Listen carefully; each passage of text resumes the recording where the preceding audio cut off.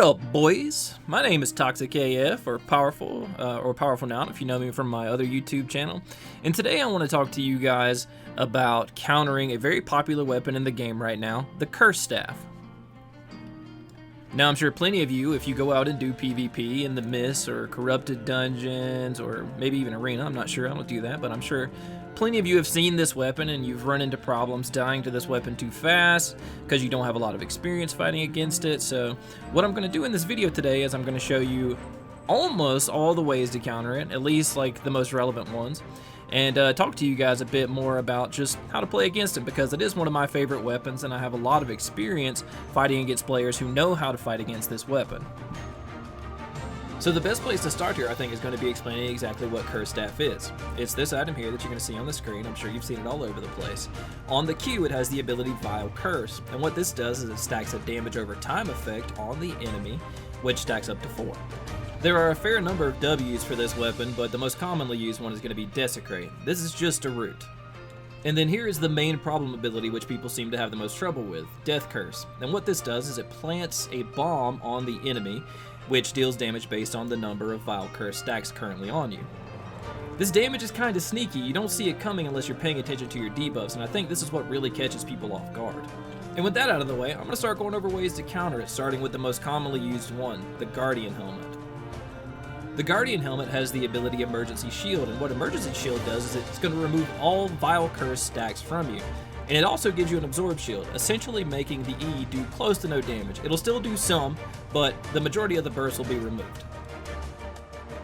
Up next, and probably the second most popular item for this, is going to be Cleric Robe. The Cleric Robe has an ability on it called Everlasting Spirit that when pressed, upon the next time you take damage, you'll get a shield that makes you invincible for a short period of time. And if timed correctly, you can use this to completely counter the E on the Curse Staff without having to dispel the dots or anything. This one does require a bit of timing on your part. You're going to want to use it whenever the ability is close to being over so that you do get the immunity. But once you get the timing down for this, you can do it every single time.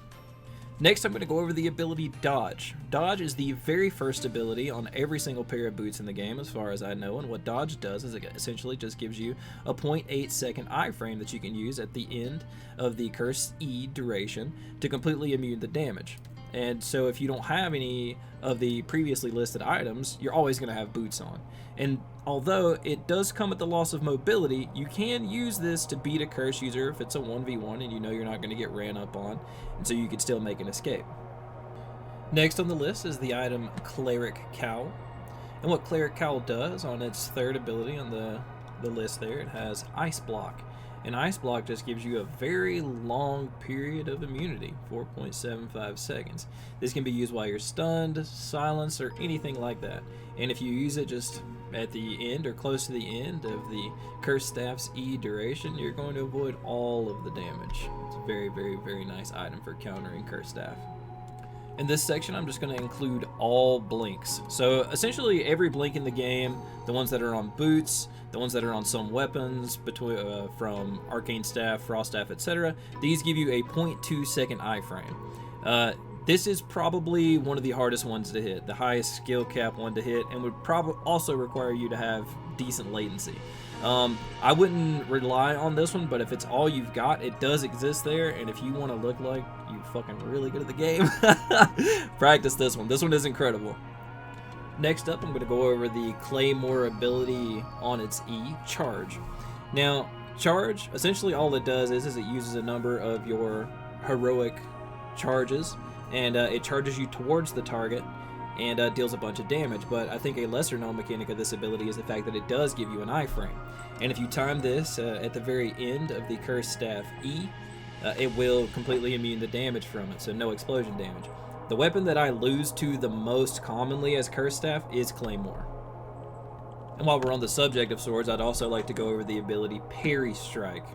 Now, Parry Strike is a high-level sword ability that gives you a 0.8 second iframe and reflects 100% of the damage you take.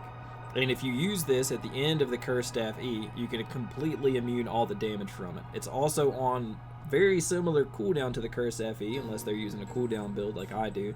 So if you are using a sword, even if it's not Claymore, you can essentially completely immune almost every single Cursed Staff E that they cast on you. It's also one of those abilities that you'll have to practice, and some swords it requires you to have it up to a tier 6 to even use this. It's a W ability, so keep that in mind. But with some practice, this can completely and totally destroy any Cursed Staff user in the game. In this next section, I'm just going to go over general interrupts. And what I mean by this is, if you watch for the Cursed Staff user to use his E, it does have a cast bar. And if you have an ability that can interrupt this or knock him back, CC him, stun him, etc., you can put the ability on cooldown. If the E spell is interrupted in any way, it is on cooldown, and he cannot use it again until the cooldown comes back up.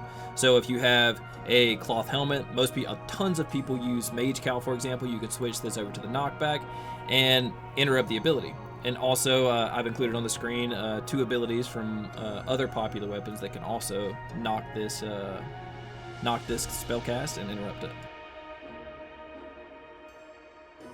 I think one of the simpler and more easily forgotten methods of countering the Cursed Staff is simply just to bring a resistance potion. You can change your potions in combat or out of combat at almost any point in time and not incur the equipment switch cooldown in Albion Online, making this method probably one of the simplest ones. You can bring a tier 7 or a tier 5 resistance potion, use it whenever the Cursed Staff's E is pretty close to being over, and it's going to cut the damage in half.